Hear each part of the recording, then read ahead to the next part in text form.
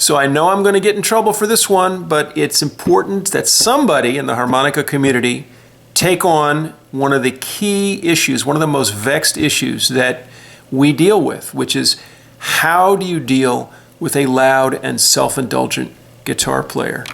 Now I should tell you, I've been playing the harmonica and the guitar since I was 16 years old, and it is possible at one point or another that I fell into the loud and self-indulgent guitarist category. So it takes one to know one, but we all know harmonica players, and guitar players, you all know that you have this problem. We all know that there's this little kind of me syndrome, and it's especially prevalent at blues jam sessions. They might be pro jam sessions, but it's interesting. The pro guitar players are guys who are, as professionals, know that context is all, and that there are some occasions that call for loud and incredibly forward-projecting guitar, but self-indulgence probably never a good thing.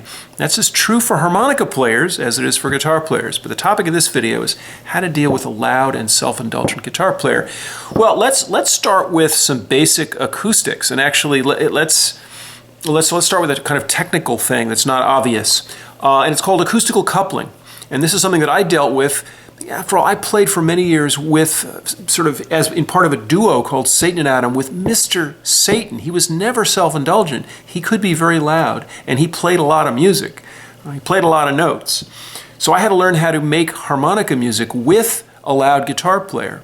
And I learned a couple of things. One thing is, you got to make sure that the amps are not pointed towards you. So if you're having a hard time hearing yourself, you're going to get angry at the guitar player. So make sure if you're playing, I'm always telling my current guitar man to angle his amp so that it's straight out. If I'm sitting down, I don't want, and he's to this side of me, I don't want him putting the amp so it's sort of half pointing towards me. That makes a huge difference. The reason for that is because the stuff that's annoying and self-indulgent in the guitar playing is that high-end stuff, and those frequencies are very directional. So if it's pointing a little bit towards you, you're going to get a lot more of the highs than if it's just flat and angled straight towards the audience. That's number one. Number two, here's a really useful tip. If you think your guitar player, let's say you're in a band and you're saddled with a self-indulgent guitar player, ask him to take a walk with his cord kind of out and sit where the audience is sitting, directly on center to his cones, which means the place where all of those highs are going to drill. That's a really useful thing. If the guitar player gets out there and just say, play at your normal volume, he may be surprised and shocked, and he may, if he has any residual sensibility, he may back off the volume a little. Okay. When I was playing with Mr. Satan, I ran into an interesting syndrome. It's worth knowing this. My harmonica sound through my old tube amps would sound fantastic during sound check when I was the only one playing. But he'd get up there and he'd start cranking away. We didn't have a bass player. He was the drummer.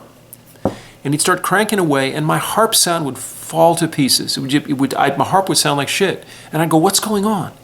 It took me a while, and I had a dialogue with various sound guys, and they said, well, you know what acoustical coupling is? I said, what's that? Well, they say, what's really happening here is that because all of the low end in your act is coming from the low, like the E string of the guitar, that's actually somewhat higher than the bass.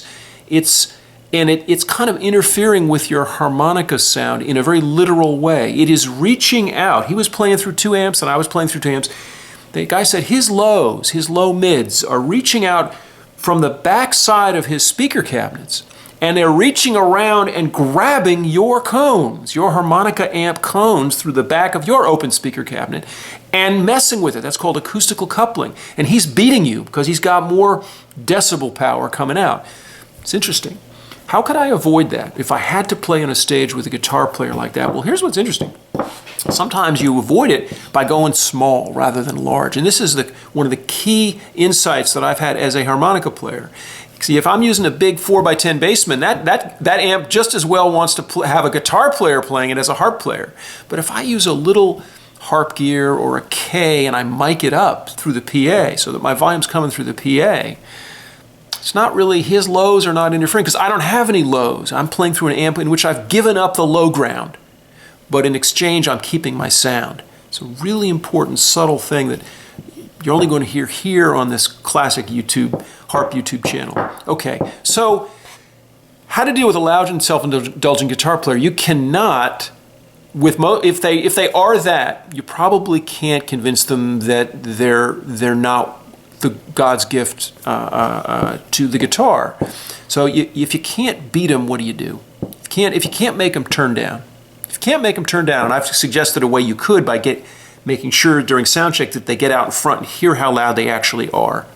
Can't make them turn down, then, well, you need to mic up your amp. And actually, I remember playing in the International Blues Challenge. I sat in with an act, and the guy was playing a Flying V. He thought he was Albert King, except like Albert King rocked out.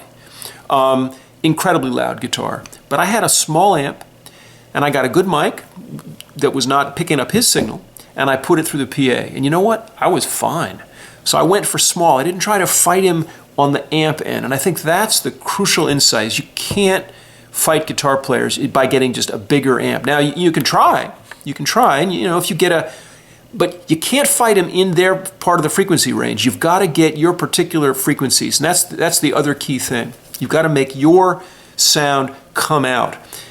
The most deadly thing for a harp player, I think, is to have not quite enough sustain, not quite enough distortion, not quite enough to turn up, not quite high enough if you're playing with a really loud guitar player. In that case, see, because when you turn up a harp amp, what happens is you end up, by compressing the sound, it's a little bit like what happens in a recording studio when a guy's working on a record and they compress the sound a little bit. It makes it kind of come out of the mix. The same effect happens when you're amping up harp through a mic. But it's particularly true when you go for smaller speaker cones. So you want to avoid 12s, you want to go for 10s or 8s. A 4x8 cabinet is what I would play if I were going to have to play with a really loud guitar player. More than a 4x10, and certainly I wouldn't want a 1x12 or 2x12.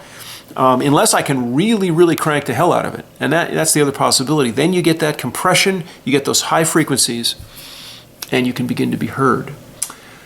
I think that's it. Let me think if there's anything else. So here's a key insight, which is if you're in a jam session, you're probably effed.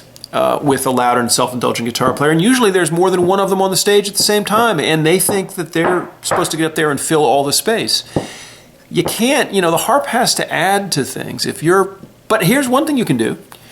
If you're in a jam session, you can give up on the amp thing, and you can go right on a vocal mic. And you can hope that the sound man gives you the sound to project. But of course, the vocal mic's going through the PA, so you've got speakers on either side. That's the key thing, is you can't beat a guitar player just with an amp, just with a localized amp. Unless you're Jason Ritchie and you've got the right frequencies really dialed in. You've got to somehow go through that PA, in which cases you've got two really big speakers and you're projecting right to the audience, and the guitar player is going to seem kind of localized. You're going to probably come out a little bit more on top. So that's one possibility. I had another idea, though, about guitar players. Yes. So one way of dealing with a loud and self-indulgent guitar player is by fusing your sound with his if he's riffing.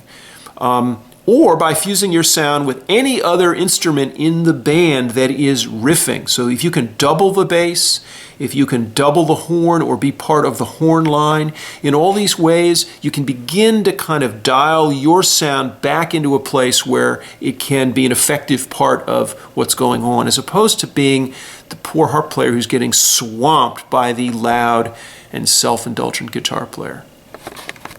And finally, there's one last thing you can do, which is if you can't beat the loud and self-indulgent guitar player, you can come off the stage when it's all over, whether it's the jam session or the gig, and you can get a big, fat drink, and you can sit there with other harp players, and you can complain about the guitar player. And in some ways, that's the most satisfying thing of all.